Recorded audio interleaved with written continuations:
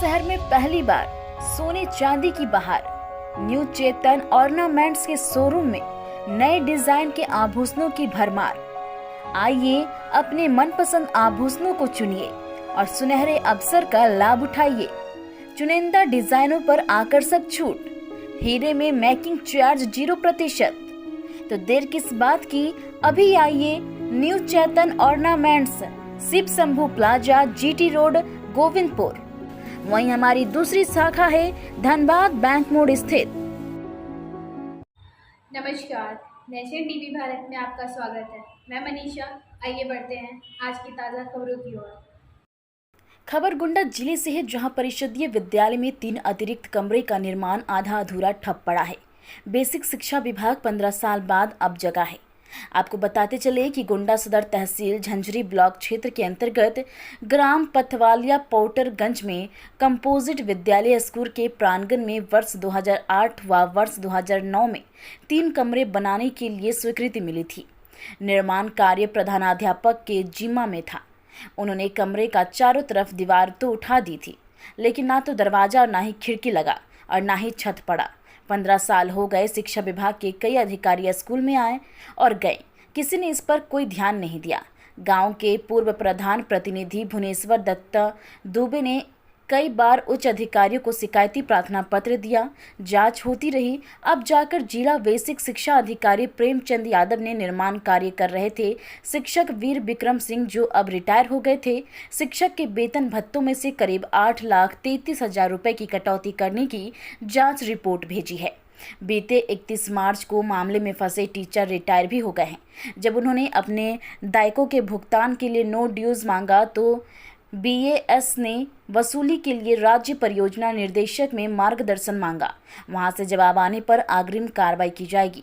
वहीं उधर ग्रामीणों का कहना है कि BSA कार्यालय से दूरी मात्र 2 किलोमीटर पर कंपोजिट विद्यालय स्कूल है। मनमानी की बात अफसर को 15 साल तक क्यों नहीं पता चली।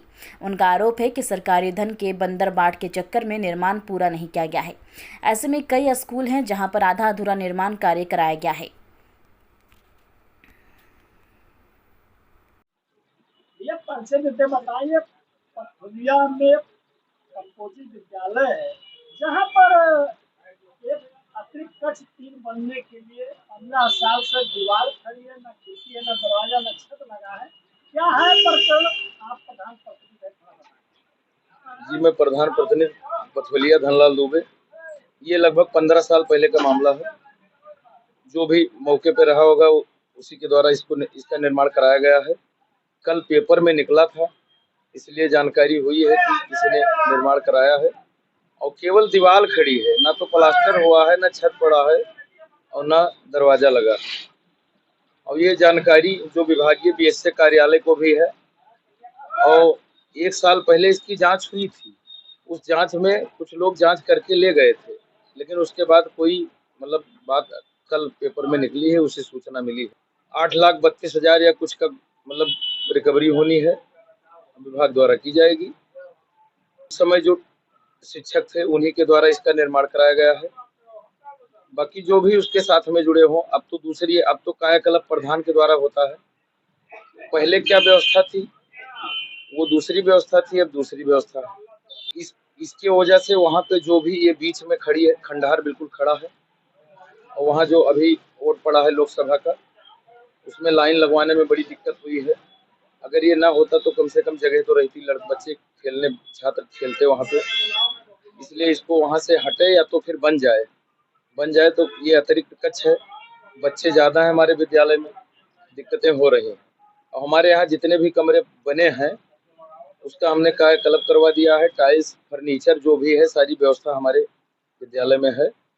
हमारा विद्यालय पथुलिया कंपोजिट विद्यालय एक मॉडल विद्यालय में इस समय है मौके पे। द्वारा तो ये लग रहा है रिटायर हो गए हैं, बाकी तो विभाग वाले जाने क्या करते हैं। विक्रम सिंह हैं, उन्हीं का नाम लिखा था।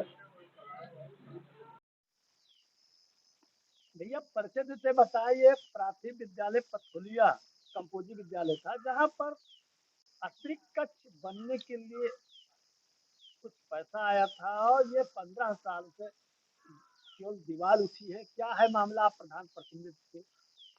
हम पूर्व प्रधान पथुलिया भुवनेश्वर दत्त दुबे प्रतिनिधि थे।